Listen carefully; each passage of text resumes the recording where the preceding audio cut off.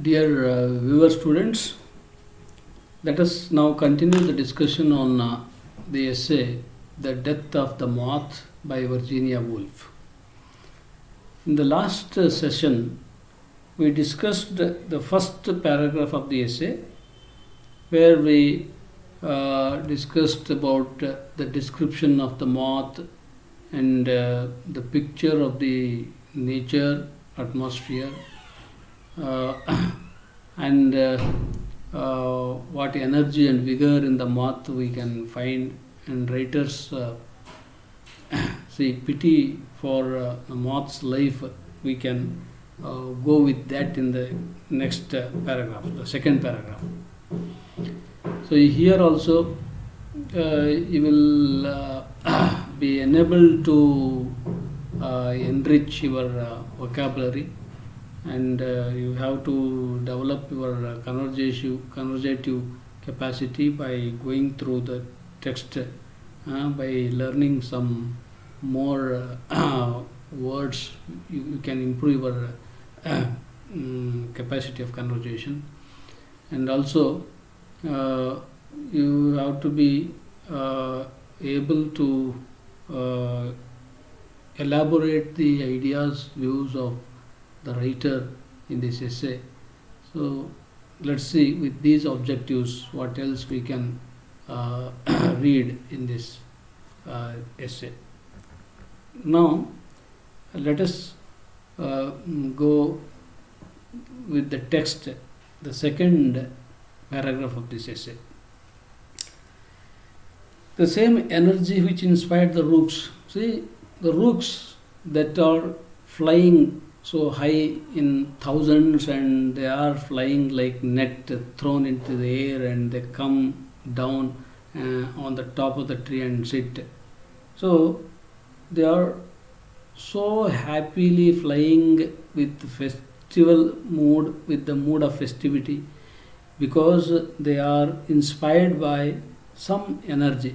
The same energy has inspired flowmen, the horses, and even this very small and tiny creature, moth, also. It flutters from somewhere, and it comes and alighted on the window downs. And there it flutters from one side to another in the square of the window pane, and unless except looking, observing its flying from one corner to another, nothing else one can do. So while looking at that flying moth from one corner to other in within the frame of that window,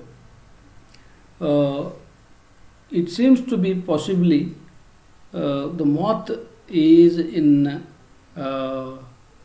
pleasure, the moth is in happiness. It seemed that that whole morning appears to be very happy one for the writer, and that's why she feels like sitting there and observing that moth, and she reserves that time to have the look upon that moth's movements, and there she perceives, she observes how that moth tastes its own life.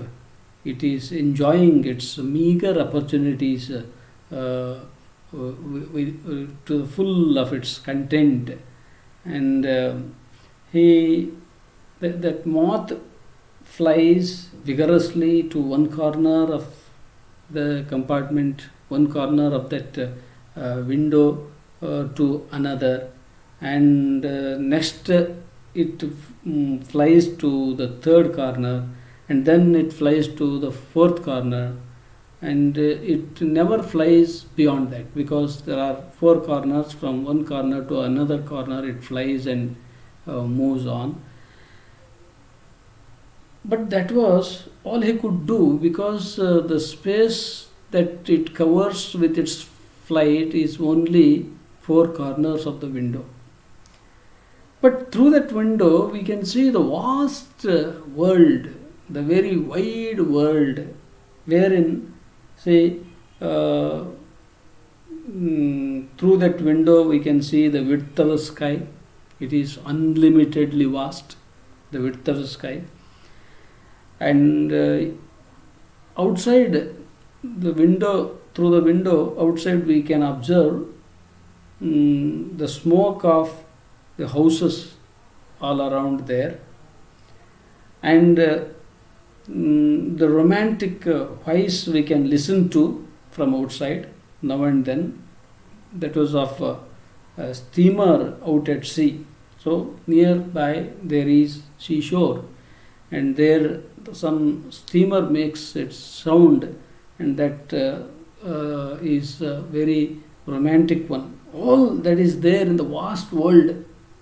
But this tiny creature never moves out to go around the vast world, but it restricts itself to just the square window corners. It means this tiny creature's world is very limited one, very smaller one, and it restricts itself to only the four corners of the square window. It is so small and tiny. What he could do, he did.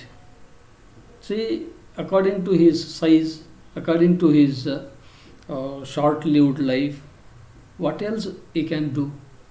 He cannot travel from one shore to another shore of the sea, because it is so small creature and it has a very short time of life. It seemed as if a fiber, very thin but pure, of the enormous energy of the world had been thrust into his frail and diminutive body. Even to fly from one corner to another within the square of the window, there is energy in its small body, in its diminutive body, and that energy is also charged by the greatest power that has been creating this world, that has created this world, this universe. This creation has its own power, and that power itself has charged this moth also, as the horses were charged by this great power, as the men and women of this world have been charged by this greatest power, as the rooks flying so high were also charged by this great power. So this smallest creature, moth, is also charged with the power with the same power all these living beings have been charged. But still it never crosses that square of the window, the four corners. So this has a very short life. It is very little or nothing even, but it is also life. See, this great power has created this moth as a tiny creature, but it has very little life, or even nothing if it is compared to the life of other living beings, but it is also life. So this is what she discusses in the second paragraph. Now let us move on to the third paragraph. See, moth is very small and it is very simple, and it is also a form of the energy that was rolling in the open window and driving its way through so many narrow and intricate corridors in my own brain and in those of other human beings. There was something marvelous as well as pathetic about him. This moth is very, very small and it is very simple. Even this small and simple creature is also created by the great power. As all other human beings are created, all other living beings are created, this is also created by the same power.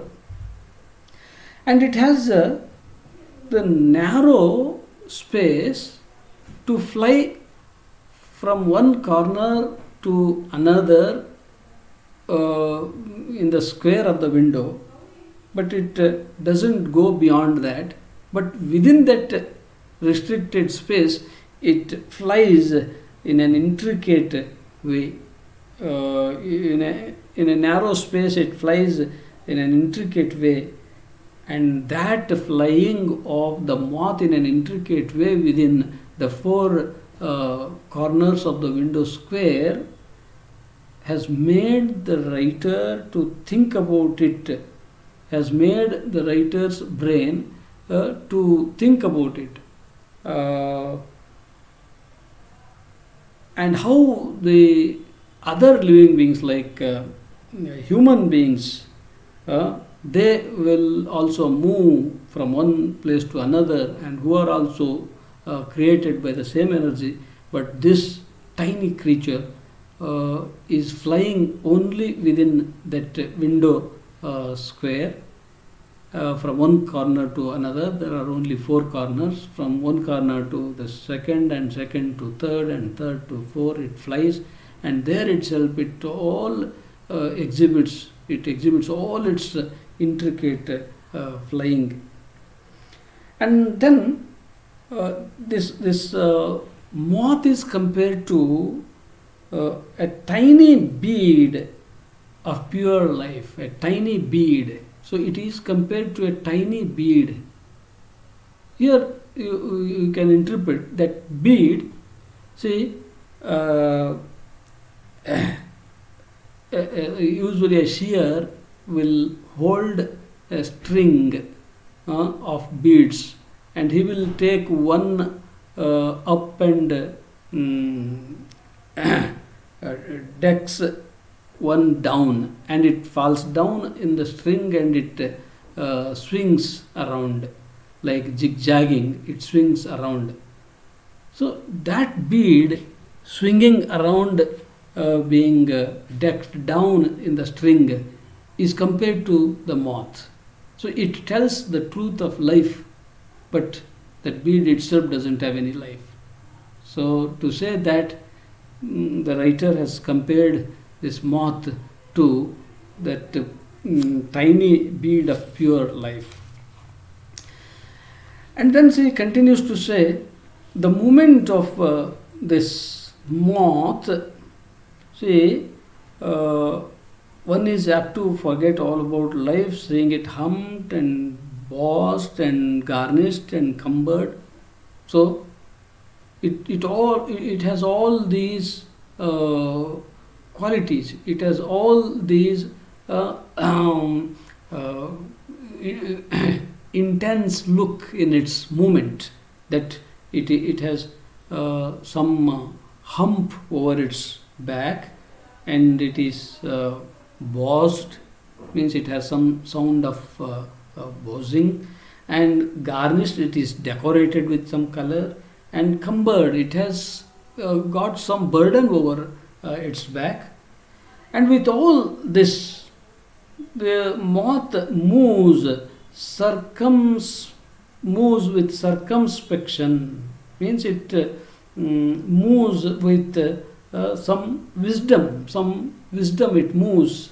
It makes movement with some wisdom and with dignity. But the writer, looking at that tiny creature of moth, thinks or imagines how, if the same moth given life by the greatest power, had been given some other shape, like we, the human beings, like tiger, a big animal, like an elephant, a big animal. If it was given some other shape by that great power while it was being created, what kind of its life would have been? What kind of the life it would have been? And that life would have been very much observed with a great pity by others, by other living beings. But now, because of its tiny size, though it has its own qualities and it has a pathetic condition, it has its own marvelous, exciting kind of life, but nobody bothers about its presence. And this is what she tells in this paragraph. ಈ ಎರಡನೇ paragraph ಮತ್ತು ಮೂರನೇ ಪ್ಯಾರಾಗ್ರಾಫ್ನಲ್ಲಿ ಇವಳು ಏನು ಹೇಳಕ್ಕೆ ಬಯಸ್ತಾಳೆ ಮೂರನೇ ಪ್ಯಾರಾಗ್ರಾಫ್ನಲ್ಲಿ ಅಂದರೆ,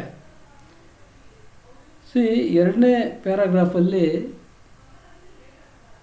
ನಮ್ಮ ಈ ಕ್ರಿಯೇಷನ್ನಲ್ಲಿ, ಸೃಷ್ಟಿಯಲ್ಲಿರೋಂಥ ಎಲ್ಲ ಜೀವಿಗಳಿಗೆ ಒಂದು ಯಾವುದೋ ಗ್ರೇಟ್ ಪವರು, ಸಮ್ ಎನರ್ಜಿಯನ್ನು ಚಾರ್ಜ್ ಮಾಡಿತ್ತಲ್ಲ, ಅದು ಈ ಮನುಷ್ಯ ಫ್ಲೋಮನ್, ಹೊಲದಲ್ಲಿ ರಂಟಿ ಹೊಡೆಯುವಂಥ ಫ್ಲೋಮನ್ನಿಗಿರ್ಬೋದು, ಅಥವಾ ಹಾರ್ಸ್ಗಳಿಗಿರ್ಬೋದು, ಅಥವಾ ಸಾವಿರ ಸಂಖ್ಯೆಯಲ್ಲಿ ಒಂದು ಬಲೆಯಂತೆ ಹಾರುವ ರೂಕ್ಸ್ಗಳಿಗಿರ್ಬೋದು, ಒಂದು ಎನರ್ಜಿಯನ್ನು ಚಾರ್ಜ್ ಮಾಡಿತ್ತು, ಒಂದು ಗ್ರೇಟ್ ಪವರು. ಸೊ ಅದೇ ಗ್ರೇಟ್ ಪವರು ಈ ಮಾತಿಗೂ ಕೂಡ ಒಂದು ಎನರ್ಜಿನ ಚಾರ್ಜ್ ಮಾಡೈತಿ. ಆದ್ರೆ ಅವರೆಲ್ಲ ಫ್ಲೈಯಿಂಗ್ ಬರ್ಡ್ಸ್ ಇರ್ಬೋದು, ಅಥವಾ ಫ್ಲೋಮನ್ ಇರ್ಬೋದು, ಹಾರ್ಸಸ್ ಇರ್ಬೋದು, ಅವರೆಲ್ಲ ವಿಶಾಲವಾದ ಜಗತ್ತಿನಲ್ಲಿ ಓಡಾಡ್ತಾರೆ.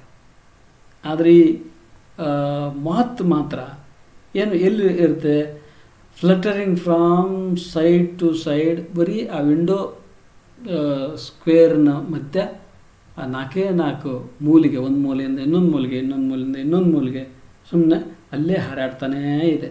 ಆದರೂ ಅದೊಂದು ಹ್ಯಾಪಿ ಲೈಫನ್ನು ಅನುಭವಿಸ್ತಾ ಐತಿ ಅನ್ನೋ ಹಾಗೆ ಕಾಣುತ್ತೆ. ಅದನ್ನು ನೋಡಿದರೆ ಈ ರೈಟರ್ಗೂ ಕೂಡ ಇವತ್ತು ಪೂರ್ತಿ ಇದನ್ನೇ ನೋಡ್ತಾ ಕೂತ್ಬಿಡೋಣ ಅನ್ನೋಷ್ಟು ಹ್ಯಾಪಿ ಮೂಡು ಕ್ರಿಯೇಟ್ ಆದಂತೆ.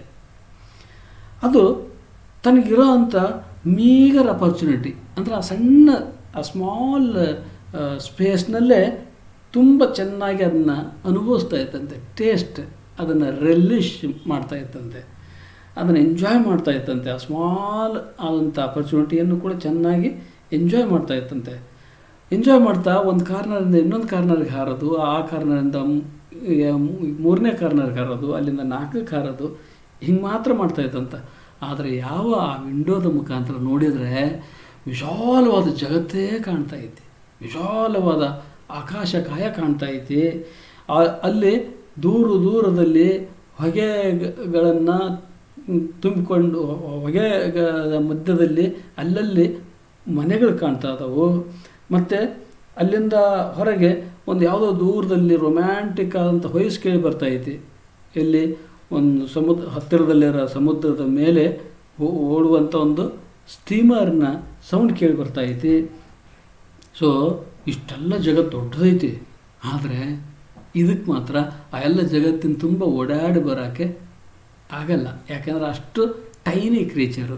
ಇದಕ್ಕೆ ಒಂದು ವಿಂಡೋ ಸ್ಕ್ವೇರ್ನ ಆ ಜಾಗನೇ ಇದ್ರ ಜಗತ್ತು.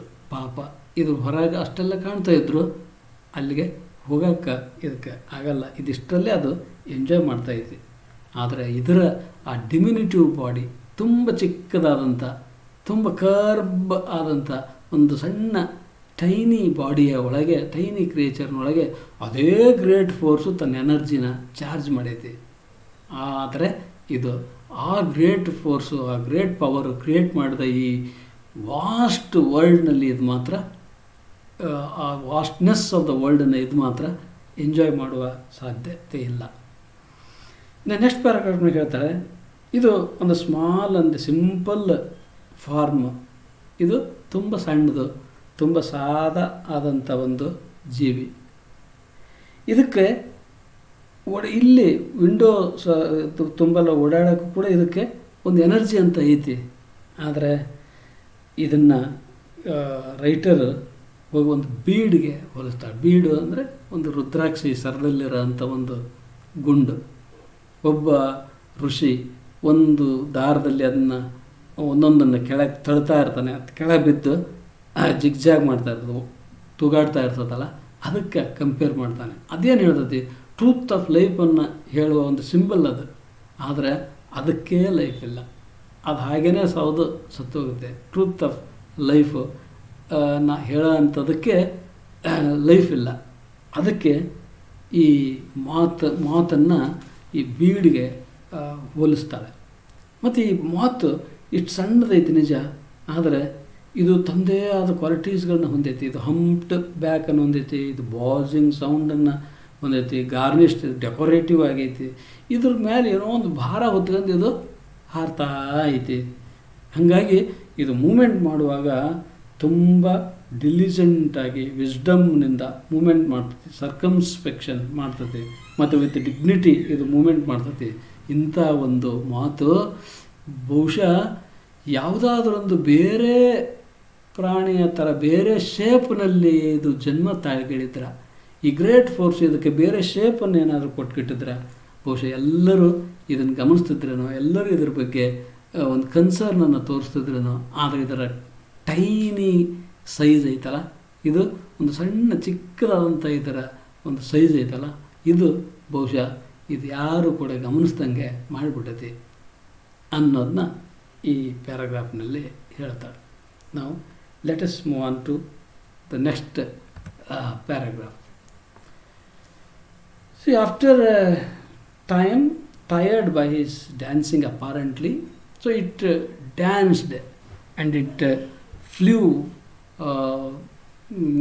within that square window from one corner to another, and it went up and came down, and it moved like dancing.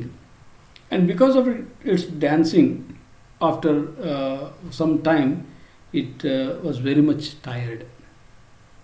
And after it was very much tired, it settled on the window ledge in the sun. There some sun rays were entering through the window. On that ledge outside, ledge of the window, it settled down for a while. So she turned away from that moth, and for that moment she forgot about the moth. Then after a few minutes of time, she looked up, and her eyes were caught by its stiff and awkward body that was trying hard to resume his dancing. So after being tired, it settled down on the window ledge outside in the sun, and after she forgot about him, and after a few minutes she lifted up her head, and her eyes were caught by that moth that was trying to resume his dancing but seemed either so stiff and awkward. And it began once again to fly. It tried to flutter its wings once again. From the bottom of the window pane, it tried to fly high to another corner of the square of the window, but it couldn't get up. It couldn't fly high. It just fell down once again, and it failed.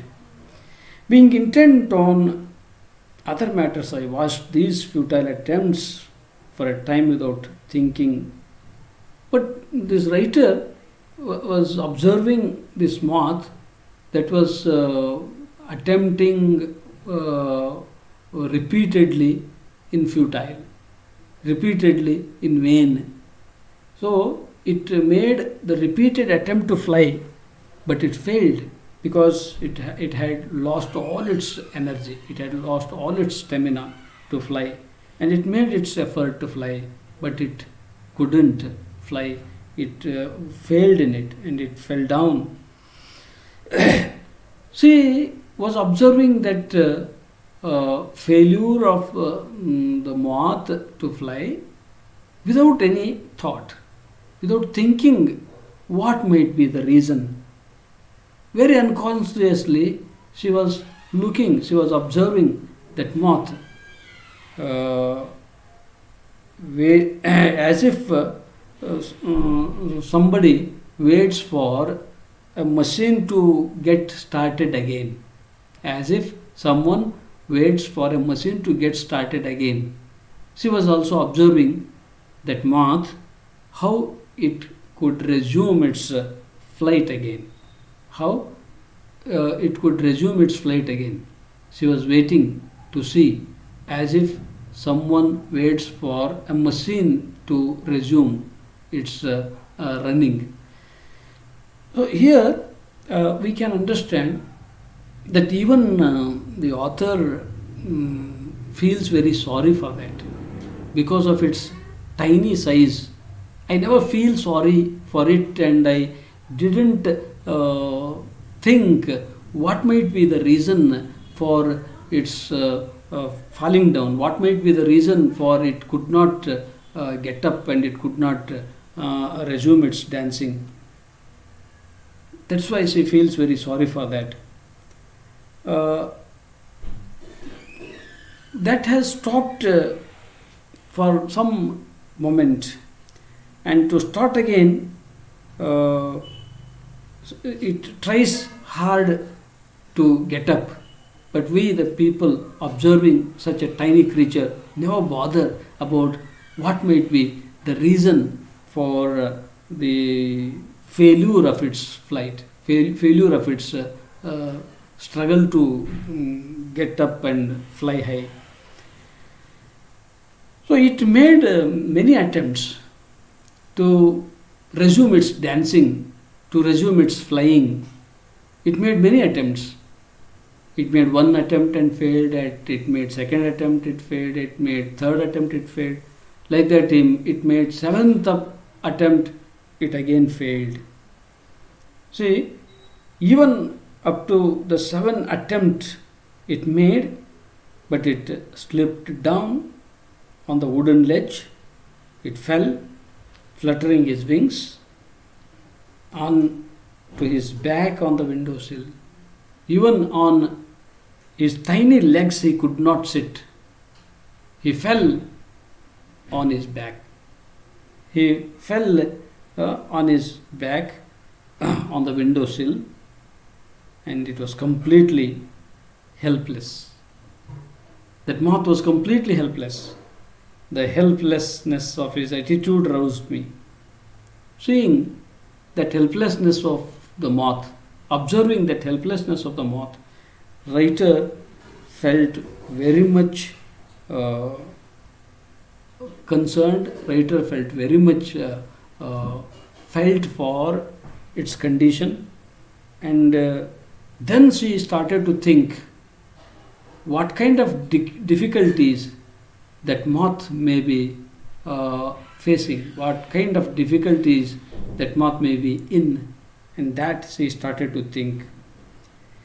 Anyway, he could not raise himself up. His legs struggled vainly. For many times, his legs struggled to get up. For many times, his wings tried to flutter, to fly high, to flutter, to come up. But it failed. But as I stretched out a pencil, she stretched out a pencil to help him, to make him get on the pencil, and with that she could take him up in the air or in the high position. But even he could not get up on the pencils that she stretches. It came over me that the failure and awkwardness were the approach of death. So this line seems to be autobiographical. Means in her own life she has experienced such failure and such awkwardness, and due to that failure and awkwardness she was in depression, and that had led her to commit suicide. Because of that failure and awkwardness, she made an attempt to suicide, and that is what we can observe here, which is concerned with, which is very much attached with her own experience of life. I laid the pencil down again. So she stressed that pencil to get him upon it, but that moth couldn't get upon that pencil, so she laid down that pencil again there itself. ಈ ಪ್ಯಾರಾಗ್ರಾಫಲ್ಲಿ ಇವಳು ಏನು ಹೇಳ್ತಾಳೆ, ಒಂದು ಸ್ವಲ್ಪ ಹೊತ್ತು ಈ ಮಾತು dance ಮಾಡ್ತಾ ಇತ್ತು, ಆದರೆ ಡ್ಯಾನ್ಸ್ ಮಾಡ್ತಾ ಮಾಡ್ತಾ ಮಾಡ್ತಾ ಅದಕ್ಕೆ ಟಯರ್ಡ್ ಆಗಿ ಹೋಯ್ತು. ಆಗ ಆ ವಿಂಡೋದ ಒಂದು ಲೆಡ್ಜ್, ವಿಂಡೋದ ಸಜ್ಜ ಅಂತ ಚಾಚಿರ್ತಾರಲ್ಲ, ಅದರ ಮೇಲೆ ಬಿಸಿಲು ಬಿದ್ದಿತ್ತು. ಅದರ ಮುಖಾಂತರ ಒಳಗೆ ಬಿಸಿಲು ಬರ್ತಿತ್ತು. ಆ ಬಿಸಿಲಿನ ಆ ಲೆಡ್ಜ್ ಮೇಲೆ ಅದು ಕೂತ್ಕೊಳ್ತೈತಿ. ಅದು ಹಂಗೆ ಕೂತ ಮೇಲೆ ತುಂಬ ಸೈಲೆಂಟಾಗಿ ಕೂತ್ಬಿಡ್ತು. ಆಗ ಇವಳು ಅದನ್ನು ಮರೆತು ಬೇರೆ ಕೆಲಸದ ಕಡೆ ಗಮನ ಕೊಟ್ಟಳು.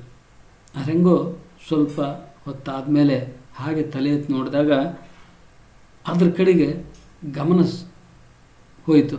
ಇವಳು ಕಣ್ಣುಗಳನ್ನು ಅದು ಸೆಳೀತು, ಗಮನ ಹೋಯ್ತು ಅದ್ರ ಕಡೆ. ಆಗ ಅದೇನು ಮಾಡ್ತಾಯಿತ್ತು ಅಂದರೆ, ಮೊದಲು ಹೆಂಗೆ ಅದು ಡ್ಯಾನ್ಸ್ ಮಾಡ್ತಾಯಿತ್ತಲ್ಲ, ಕಿಟಕಿಗೆ ಬಂದು ಕುಂತಾಗ, ಕಿಟಕಿಗೆ ಬಂದ ತಕ್ಷಣ ಹೆಂಗೆ ಹಾರಾಡ್ತಾ ಇತ್ತು, ಡ್ಯಾನ್ಸ್ ಮಾಡ್ತಾ ಇತ್ತಲ್ಲ, ಹಂಗೆ ತನ್ನ ಡ್ಯಾನ್ಸನ್ನು ಮತ್ತೆ ಆರಂಭ ಮಾಡೋಕ್ಕೆ ಟ್ರೈ ಮಾಡ್ತಾಯಿತ್ತು. ಆದರೆ ಎಷ್ಟೊತ್ತು ಟ್ರೈ ಮಾಡಿದರೂ ಅದಕ್ಕೆ ಎದ್ದಳಕ್ಕೆ ಆಗಲಿಲ್ಲ. ಅವಳು ಅದರ ಪ್ರಯತ್ನ ಫೇಲ್ ಆಗೋತು.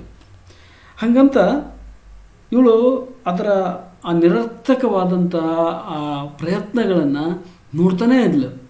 ಅದು ಟ್ರೈ ಮಾಡ್ತಾನೇ ಇತ್ತು ಮತ್ತು ಫೇಲ್ ಆಗ್ತಾನೇ ಇತ್ತು.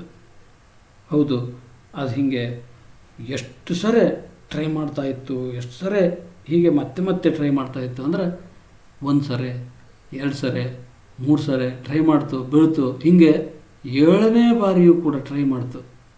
ಅದರ ಕಾಲುಗಳು ಅದನ್ನು ಮೇಲೆ ಎತ್ತಿ ನಿಲ್ಲೋದಕ್ಕೆ ಟ್ರೈ ಮಾಡಿದ್ವು, ಅದರ ರೆಕ್ಕೆಗಳು ಮತ್ತೆ ಪಟಪಡಿಸೋದಕ್ಕೆ ಟ್ರೈ ಮಾಡಿದ್ವು.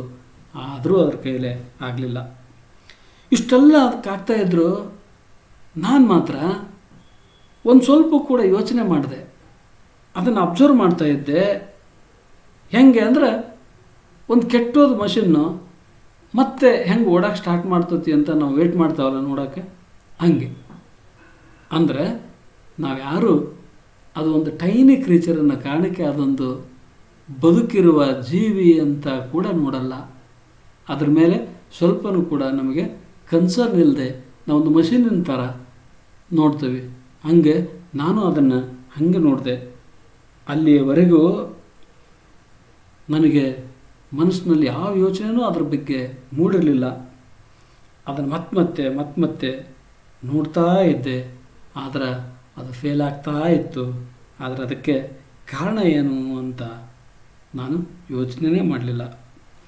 ಅದು 7ನೇ ಅಟೆಂಪ್ಟ್ನಲ್ಲೂ ಕೂಡ ಫೇಲಾಗಿ ಕೆಳಗೆ ಉಳಿದಾಗ ಅದು ತನ್ನ ಬೆನ್ನ ಮೇಲೆ ಬರುತ್ತೆ. ಇವನ್ನು ತನ್ನ ಕಾಲ ಮೇಲೂ ಕೂಡ ಕುಂದ್ರಕ್ಕೆ ಅದಕ್ಕೆ ಸಾಧ್ಯ ಆಗಲಿಲ್ಲ. ತನ್ನನ್ನು ಬೆನ್ನನ್ನು ಒರಗಿಸಿ ನೆಲಕ್ಕೆ ಬಿತ್ತು. ಆ ವಿಂಡೋ ಬಾಟಮಿಗೆ ಬಿತ್ತು. ಆಗ ನಾನು ಅದರ ಹೆಲ್ಪ್ಲೆಸ್ನೆಸ್ಸನ್ನು ನೋಡಿ ನಾನು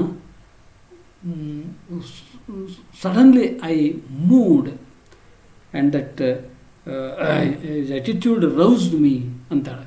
ಅಂದರೆ ಅದರ ಹೆಲ್ಪ್ಲೆಸ್ನೆಸ್ಸನ್ನು ನೋಡಿ ನನಗೆ ಅಯ್ಯೋ ಅಂತ ನಾನು ಕೂಡ ತಬ್ಬಿಬ್ಬಾದೆ. ಅದನ್ನು ತುಂಬ ಆಸಕ್ತಿಯಿಂದ ನೋಡಿದೆ. It flashed upon me that he was in difficulties. ಆವಾಗ ನನಗೆ ಫ್ಲ್ಯಾಶ್ ಆಯ್ತು, ಓ ಪಾಪ, ಇದು ಏನೋ ಡಿಫಿಕಲ್ಟೀಸ್ಗಳಲ್ಲಿ ಐತಿ ಅಂತ ನನಗೆ ಫ್ಲ್ಯಾಶ್ ಆಯ್ತು.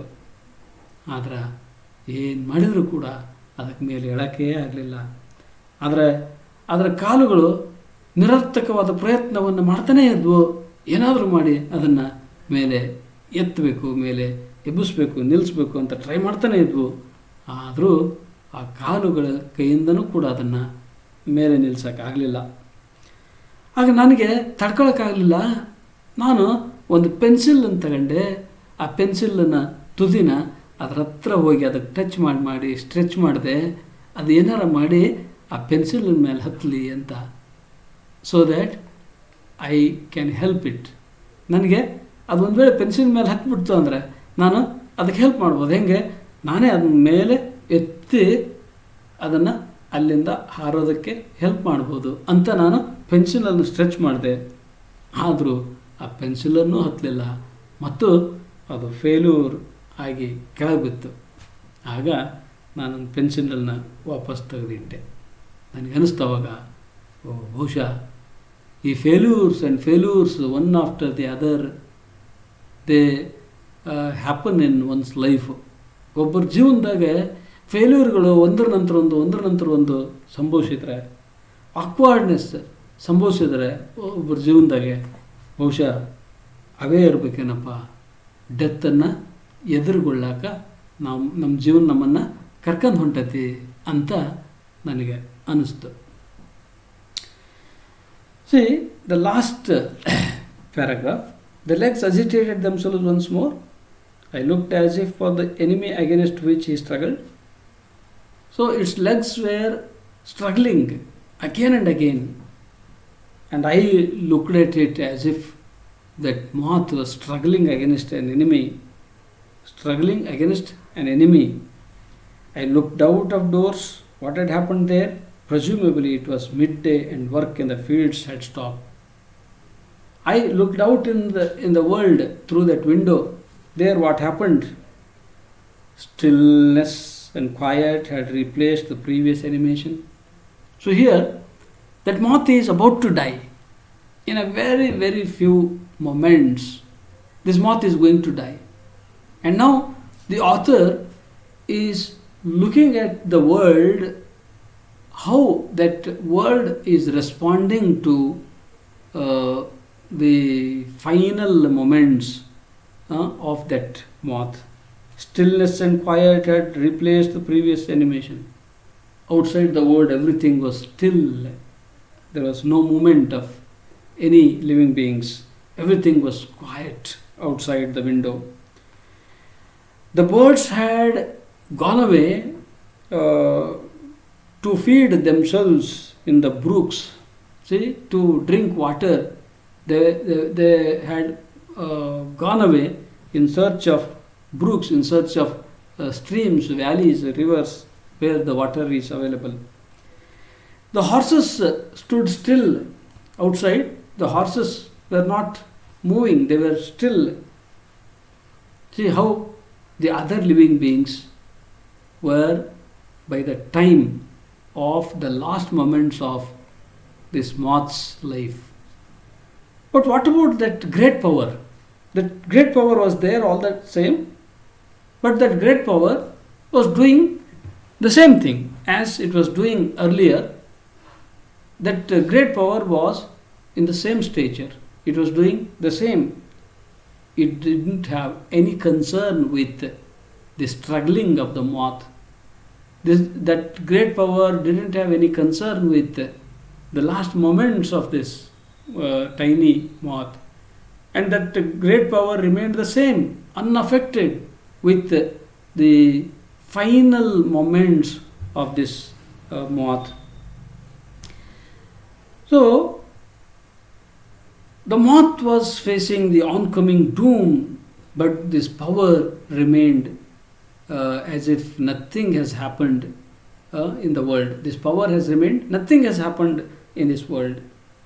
Nevertheless, after a pause of exhaustion, the legs fluttered again. But I looked at that moth once again, and I saw it once again tried its level best to flutter with its wings, even after the exhaustion of its power, of its energy. It was superb, this last protest. And it was like a protest against the power that remains unconcerned with the last moments of this moth. She feels Again we can see how it is autobiographical. Again we can see how there is a concern in author that shows that this moth's condition has reminded the author of her own experience of life. And it tried to get success in flying, in getting up, as the success against the power that has made this moth to die. But here it could not, because it was fighting against the gigantic, it was fighting against the power of such a magnitude. But being a tiny in size, being a tiny creature, it was making gigantic efforts to fight against that power of magnitude. See, even she continued to see the signals, some symptoms, some tokens of death that is occurring to that moth.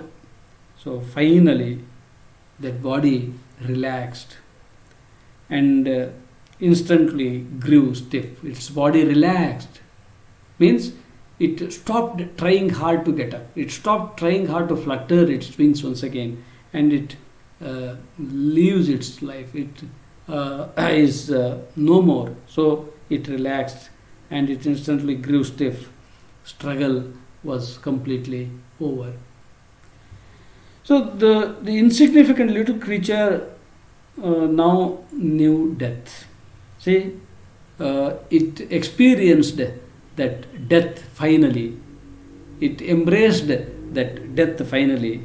So it remained relaxed. It remained stiff. And this writer looked at that dead moth and this minute she finds that this is the triumph of so great force that has created this creation. This is the triumph of so great power that has created this creation. And this seems to be very, very ironical, that this triumph of the greatest force, greatest power over who? Over so mean an antagonist, over mean living being, a very small and tiny creature, moth. So this is the ridiculous thing that she happens to see in the greatest power. Just as life had been strange a few minutes before, so death was now as strange. And finally, when it is fallen down, relaxed, and with a stiff body, she feels that moth appears to say that death is stronger than I am.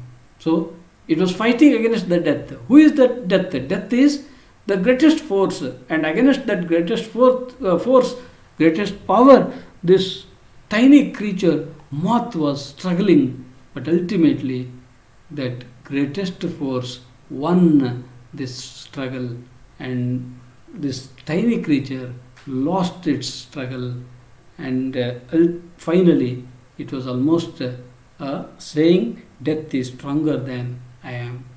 ಈ ಕೊನೆಯ ಪ್ಯಾರಾಗ್ರಾಫ್ನಲ್ಲಿ ಹೇಳ್ತಾಳೆ ಏನಂದರೆ, ಇದೆಷ್ಟೇ try ಮಾಡ್ತಾ ಇತ್ತು, ಆದರೆ ಇದ್ರ ಕೈಯಲ್ಲಿ ಮೇಲೆ ಹೇಳೋಕ್ಕಾಗಲಿಲ್ಲ. ಸೊ ಯಾಕೆ ಅಂದರೆ ಇದು ಟ್ರೈ ಮಾಡ್ತಾ ಇದ್ದದ್ದು ಎಂಥ ಎನಿಮಿಯ ಜೊತೆ ಗೊತ್ತಾ? ಆ ಮ್ಯಾಗ್ನಿಟ್ಯೂಡ್ ಆದಂಥ ಪವರ್, ಈ ಇಡೀ ಸೃಷ್ಟಿಯನ್ನು ಸೃಷ್ಟಿಸಿದಂಥ ಪವರ್ನ ವಿರುದ್ಧ ಇದು ಹೋರಾಡ್ತಾ ಇತ್ತು. ಆ ಪವರ್ನ ವಿರುದ್ಧ ಇದಕ್ಕೆ ಹೋರಾಡೋಕ್ಕಾಗಲಿಲ್ಲ. ಆದರೂ ಕೊನೆಯ ಗಳಿಗೆವರೆಗೆ ಹೋರಾಡ್ತಾನೆ ಇತ್ತು. ಕೊನೆಗೂ ಕೂಡ ಇದಕ್ಕಾಗಲಿಲ್ಲ. ತನ್ನ ಕೊನೆಯ ಹೆಸರನ್ನ ಎಳೆದಾಗ ಇದು ರಿಲ್ಯಾಕ್ಸ್ ಆಯಿತು. ಇದರ ಬಾಡಿ ಸ್ಟಿಫ್ ಆಯಿತು, ರಿಲ್ಯಾಕ್ಸ್ ಆಯಿತು. ಅಲ್ಲಿಗೆ ಇದರ ಸ್ಟ್ರಗಲ್ಲು ಮುಗಿದೋಯ್ತು. ಆಗ ರೈಟರ್ ನೋಡ್ತಾಳೆ, ಈ ಗ್ರೇಟೆಸ್ಟ್ ಫೋರ್ಸು ಆಫ್ಟರ್ ಆಲ್ ಈ ಟೈನಿ ಕ್ರೀಚರ್ನ ಸೋಲಿಸಿ ದೊಡ್ಡ ಜಯ ಪಡೀತು ಅನ್ನೋದು ಎಂಥ ಒಂದು ನಗೆಪಾಡ್ಲಲ್ಲ ಇದು. ಇದು ಎಂಥ ವ್ಯಂಗ್ಯವಾಗಿ ಅವಳು ಹೇಳ್ತಾಳೆ. ಇಂಥ ಒಂದು ಟೈನಿ ಕ್ರೀಚರ್ನ ವಿರುದ್ಧ ಈ ಒಂದು ಗ್ರೇಟ್ ಫೋರ್ಸು ಜಯ ಗಳಿಸ್ಬಿಡ್ತಂತೆ.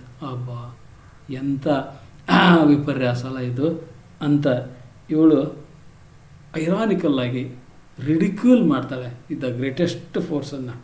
ಅದರ ಕೊನೆಗೆ ಆ body, dead body of the ಮಾತ್ ಐತಲ್ಲ, ಅದು ಹಾಗೆ ಬಿದ್ದುತ್ತಲ್ಲ, ಅದು ಏನು ಹೇಳ್ತಾ ಇತ್ತಂತೆ ಇವಳಿಗೆ, ಏನು ಹೇಳ್ತಾ ಇರೋ ಹಾಗೆ ಇವಳಿಗೆ ಅನಿಸ್ತಂತೆ.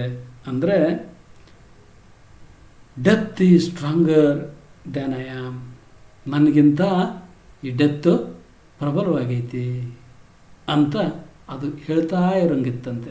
ಸೊ ಇದು ನೋಡಿದರೆ once again we feel that it is very much concerned with the writers life it self. So with this much we can end up the text of this essay.